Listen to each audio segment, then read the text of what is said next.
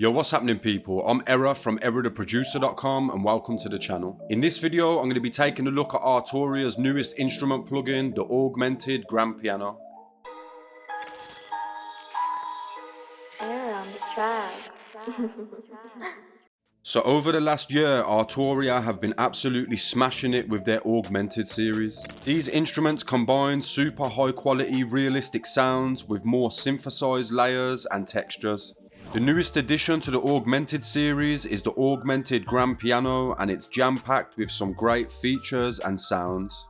Talking of sounds, let's take a listen to some of the presets that come with the plugin, and then I'll go into a bit more detail of what's going on under the hood.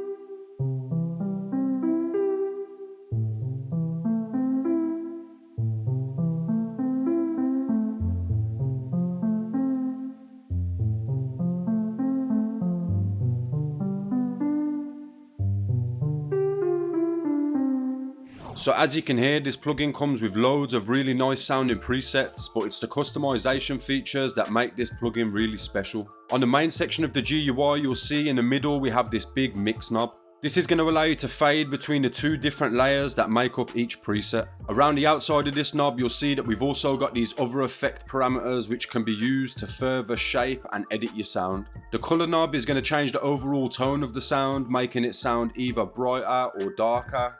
The time knob is going to control how long your sound takes to reach its maximum volume. The motion setting is going to change the amount of modulation that's applied to your sound, giving it some movement. These two knobs labelled FXA and FXB can be mapped to any effect of your choosing, and this can be done by using the Advanced tab. And the last two knobs on the main GUI screen are going to allow you to add delay and reverb. But this home screen is just the tip of the iceberg, and all of the real gems can be found in the Advanced tab. Starting with the layer section, you'll see that we've got two slots where we can assign sounds. Layer A is usually where you'll find the realistic sampled sounds, and then over on layer B we have two slots for synthesizers. Each section then has some basic ADSR settings, and then we also have some control over the pitch and filter. The modulation tab is going to allow us to add things like LFOs and randomizers to pretty much any parameter within the plugin. To do this, you first want to make sure that you've selected one of the modulation sources from the bottom of the plugin. Once I have my modulation source selected, you'll see that once I hover over any of the controls, you'll see this double-sided arrow appear. Drag this value up or down, and this is going to increase or decrease the amount of modulation that's being applied.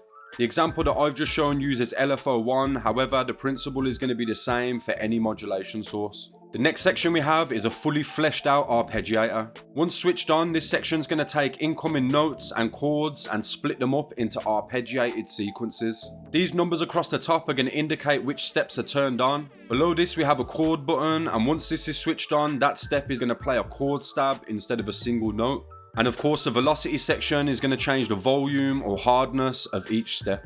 To the left of the velocity section we then have 3 buttons which can be used to randomize the sequence, link the velocity layer with the gate, as well as set everything back to its factory default. Then across the bottom we can select from a few different arpeggiator types, the speed at which the sequence is being played, the amount of swing that's being added to the pattern, as well as how many octaves the arpeggiator is going to cover. The last few settings that we have are going to allow you to choose from different chord shapes that the arpeggiation will follow, and then we also have a hold button which is going to play the last chord continuously until a new note is triggered. Moving on to the effects section, and this is actually split up into 2 parts. Here we have the option to add effects to the global signal coming out of the plugin, or we can also add effects singly to each layer.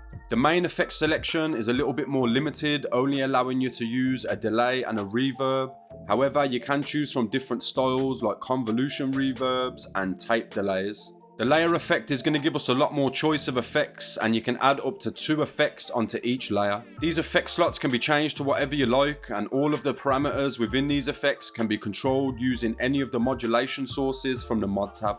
And the last part of the advanced section is going to be the macros tab. This part of the plugin is going to show what combination of parameters are being affected when one of the knobs from the home screen are being moved. So as an example, this color knob is made up of filter A and B's cutoff settings, as well as the resonance of the filter too. This is 100% going to be a plugin that I use a lot in my own production, so let me know what your thoughts are in the comments. If you enjoyed this video, or if you learned anything new from it, then make sure to hit the thumbs up button before you leave, and if you're new to the channel, then do me a favour and hit that subscribe button too.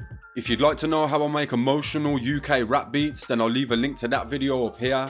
Then I'll just leave a random video from the channel down here. Big shout out to anybody that made it all the way to the end of the video. I've been Era, thanks again for watching, and I'll hopefully catch you all in the next one.